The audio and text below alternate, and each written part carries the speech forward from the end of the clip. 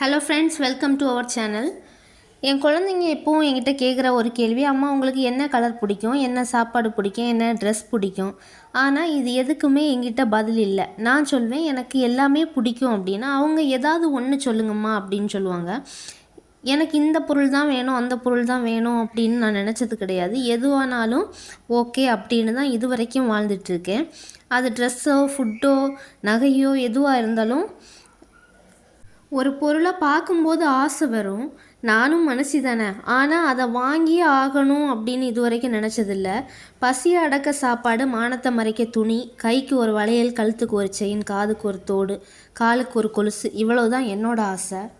அது கூட ஆசை கம்பல்சரி எனக்கு வேணும் அப்படிங்கிற மாதிரி இல்லை. ஆனால் அது கூட இல்லைன்னா ஒரு மாதிரி இருக்கும். நம்ம ஒரு ஃபங்க்ஷன் வருது, ஒரு கூட்டத்தில் போய் நிற்கணுன்னா அது அவ்வளோவாவது போட்டிருந்தா தான் சின்னதாவது நம்ம ஃபேஸ்லேயாவது பார்த்து சிரிக்கவாவது செய்வாங்க.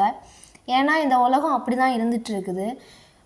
கொஞ்சம் வசதியில் கம்மியாக இருக்கிற அந்த மிடில் கிளாஸ் எல்லாம் தங்கத்தில் போட்டுட்டு போனாலுமே அதை உடனே பிடிச்சி இது தங்கமா கவரிங்கா அப்படின்னு செக் பண்ணுவாங்க.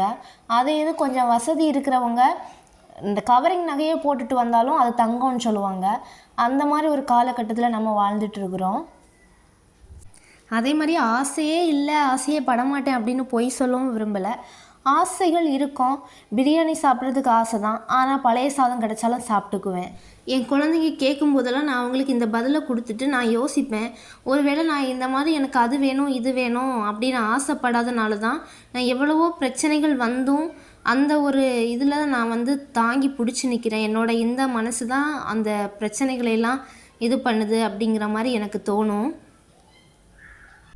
நீங்கள் இப்போ நினைக்கலாம், இந்த ஆசைக்கும் பிரச்சனைக்கும் என்ன சம்மந்தம் இருக்குது அப்படின்னு. நமக்கு வர முக்கால்வாசி பிரச்சனைகளுமே நம்மளோட ஆசையின் விளைவுகள் தான். நமக்கு வர முக்கால்வாசி பிரச்சனைகளுமே நம்ம ஆசைகளை கொஞ்சம் அடக்க கற்றுக்கிட்டாலே நமக்கு பாதி பிரச்சனைகள் நமக்கு கம்மியாகும்.